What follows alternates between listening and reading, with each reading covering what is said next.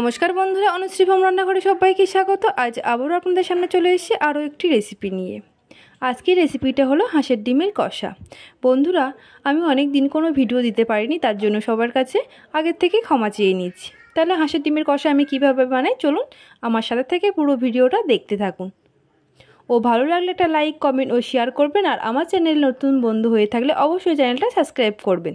এখানে হাঁসের ডিমগুলো ভালোভাবে আমার সিদ্ধ করা হয়ে গেছে, ডিমগুলো ছাড়িয়ে নিয়েছি। এবার রান্নার জন্য নিয়ে নিয়েছি একটা কড়াইতে দিয়ে দিয়েছি পরিমাণ মতো সর্ষের তেল। তেল ভালোভাবে গরম করে দিয়ে দিয়েছি ছাড়িয়ে রাখা ডিমগুলো। এইবার নুন ও হলুদ দিয়ে ডিমগুলো আমি ভালোভাবে লাল লাল করে ভেজে নেব। ডিম ভাজার সময় অবশ্যই কিন্তু ডিমের গাগুলো ছুরি বা খুন্তির আগা দিয়ে ভালোভাবে কেটে দেবেন, তাতে ডিমের ভালোভাবে মশলা ঢুকবে ও ডিম কষা খেতে কিন্তু খুবই ভালো হবে। বন্ধুরা, এই রেসিপিটা অবশ্যই বাড়িতে একবার বানিয়ে দেখতে পারেন, খেতে কিন্তু খুবই ভালো হয়। ডিম ভালোভাবে ভাজা হয়ে গেলে তুলে নিয়েছি।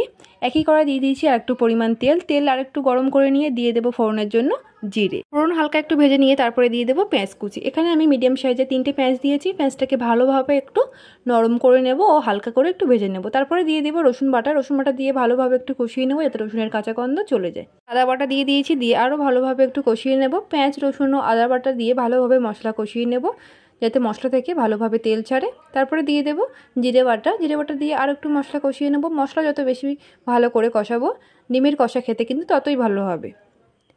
এবার দিয়ে দেবো ধনে বাটা ও দিয়ে দেবো এখানে শুকনো লঙ্কা বাটা। সব মশলা আবারও ভালোভাবে কষিয়ে নেব। যেহেতু রেসিপিটা হাঁসের ডিমের কষা, তাই মশলা যত ভালোভাবে কষাবেন খেতে কিন্তু ততই ভালো হবে। মশলা কষাবেন লো টু মিডিয়াম আছে, হাই আঁচে মশলা কিন্তু একদমই কষাবেন না, তাতে মশলা পুড়ে যাবে, খেতে কিন্তু ভালো হবে না। মশলা ভালোভাবে কষানো হয়ে গেলে দিয়ে দিয়েছি কুচিয়ে রাখা টমেটো দিয়ে আবারও ভালোভাবে মশলাটা আমরা কষিয়ে টমেটোগুলো ভালোভাবে গলে যাওয়ার জন্য দিয়ে দেবো পরিমাণ মতো নুন ও দিয়ে দেবো এখানে হাফ চামচের মতো হলুদ গুঁড়ো। নুন ও হলুদ গুঁড়ো ভালোভাবে মিশিয়ে সব মশলা ভালো করে কষিয়ে নেব। দেখুন টমেটো ভালোভাবে গলে গেছে ও মশলাও কিন্তু আমাদের অনেকটাই তৈরি হয়ে এসছে। মশলা থেকে হালকা তেল ছাড়ছে, আর একটু মশলাটা আমরা কষিয়ে নেব। মশলা যত বেশি ভালোভাবে কষাবো তরকারি কিন্তু তত ভালো টেস্ট হবে। হালকা আঁচে মশলাটা ভালোভাবে কষাতে হবে। মশলা ভালোভাবে কষানো হয়ে গেলে এবার দিয়ে দেবো ভেজে রাখা ডিমগুলো দিয়ে ভালোভাবে কষিয়ে নেব। এইভাবে ডিমের সাথে মশলা কষালে ডিম কষা কিন্তু খেতে খুবই ভালো হয়। বন্ধুরা, এখানে যদি আপনারা মনে করেন আলু দেবেন, তাহলে ভেজে আলু দিতে পারেন। ভালোভাবে এইভাবে কষিয়ে নেব, একটু লাল লাল করে ভালো করে মশলাটা কষাতে হবে। মশলা ভালোভাবে কষানো হয়ে গেলে দিয়ে দেবো পরিমাণ মতো জল। যেহেতু আমরা এটা কষা তরকারি বানাবো, জলের পরিমাণ কিন্তু আমাদের বুঝে দিতে হবে। আমি এখানে অল্প পরিমাণে জল দিয়েছি।